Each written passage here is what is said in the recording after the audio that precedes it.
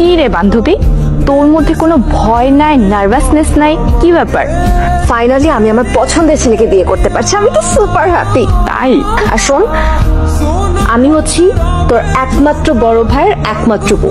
আমাকে ভাবি বলে ডাকবি, কোনো তুই তোকারি করে ডাকা যাবে না। আচ্ছা ভাবি।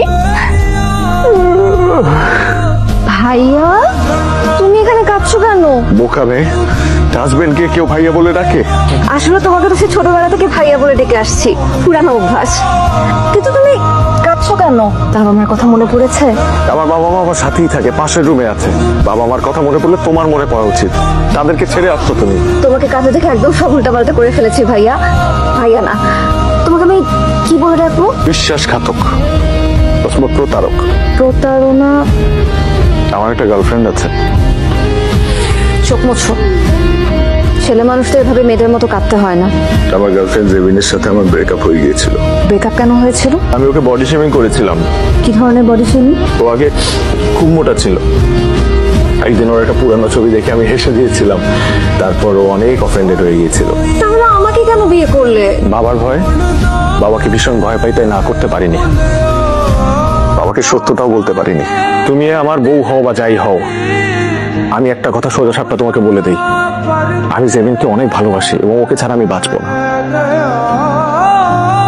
ও তো একটা ফ্রড। ও শুধু একটা অপরাধ করেনি, ও অনেকগুলো অপরাধ করেছে। ওর প্রথম অপরাধ, ও বিবাহিত অবস্থায় আরেকটা মেয়ের সঙ্গে সম্পর্ক রেখেছে। ওর দ্বিতীয় অপরাধ, সমস্ত কথা গোপন করে তোকে বিয়ে করেছে। ওর মতো ছেলেকে না পুলিশে দেওয়া উচিত। তার আগে ওর বাবা মার কাছে ওকে আমি নিয়ে যাব, কানে ধরে নিয়ে যাব। কে নিয়ে যাবে জানিস? তোর এই ছোট খালা নিয়ে যাবে। তা খালা, তুমি এমন কিচ্ছু করবে না। তুমি এমন কিচ্ছু করবে না খালা। খালা, তুমি আমাকে প্রমিস করেছিলে তুমি কোনো রিঅ্যাক্ট করবে না, কাউকে কিচ্ছু শেয়ার করবে না। আমি কিন্তু খুব খুশি, যেরকম লক্ষ্মী একটা মেয়ে আমার ঘরে বউ হয়ে আসছে। এই লক্ষ্মী মেয়েটা যদি আবার এই অকর্মা ছেলেটাকে ঠিক করতে পারে। বাবা, এখন কিন্তু ভাইয়ার বিয়ে হয়ে গেছে, এখন কিন্তু সিচুয়েশন আর আগের মতো নেই। এখন পর্যন্ত একটা চাকরি জোগাড় করতে পারে নাই, পড়াশোনা শেষ করে ঘরে বসে আছে। এটা তুমি কি বললা? জীবনের সবচেয়ে বড় সিদ্ধান্তটা কিন্তু তোমার মত অনুযায়ী নিয়েছে আমার ছেলে। তোমার পছন্দ করা মেয়েকে তো সে বিয়ে করলো। শোনো, বলো না। আমি একটু বাইরে যাব, একটা কাজ আছে।